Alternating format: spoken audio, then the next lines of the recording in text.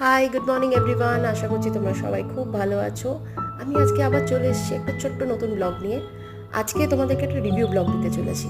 So তোমরা যদি মনে রেখে থাকো, 5 দিন আগে আমি বলেছিলাম যে আমরা বেড়াতে যাওয়ার আগে আমরা গাছগুলোকে কীরকমভাবে হাইড্রেট রাখার জন্য একটা স্ট্রয়ের মধ্যে দিয়ে দড়ি দিয়ে সেটাকে ভিজিয়ে বালতির মধ্যে ডুবিয়ে সেটাকে প্রত্যেকটা গাছের গোড়াতে গোড়াতে আমরা সেগুলোকে ডিস্ট্রিবিউট করে দিয়ে গেছিলাম।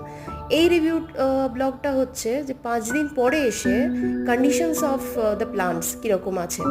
তো তোমরা যদি দেখো প্লান্টসগুলো কিন্তু খুব তরতাজা হয়ে আছে, খুব সুন্দর ফুল ফুটেছে এবং প্রচুর নতুন কুঁড়ি এসছে এবং তার সাথে সাথে কিন্তু হাইড্রেটেড হয়ে আছে। দেখতে পাচ্ছ সব কটা গাছ কিন্তু খুব সুন্দর গ্রিন হয়ে আছে। আর এইটা হচ্ছে তুলসী গাছ, কি সুন্দর দেখো, যাওয়ার আগে কিন্তু কোনো তুলসীতে ফুল আসেনি, এবারে কিন্তু ফুল চলে এসছে। তো এরকম আরও নতুন ব্লগস পাওয়ার জন্য please subscribe to my channel. Good bye to everyone.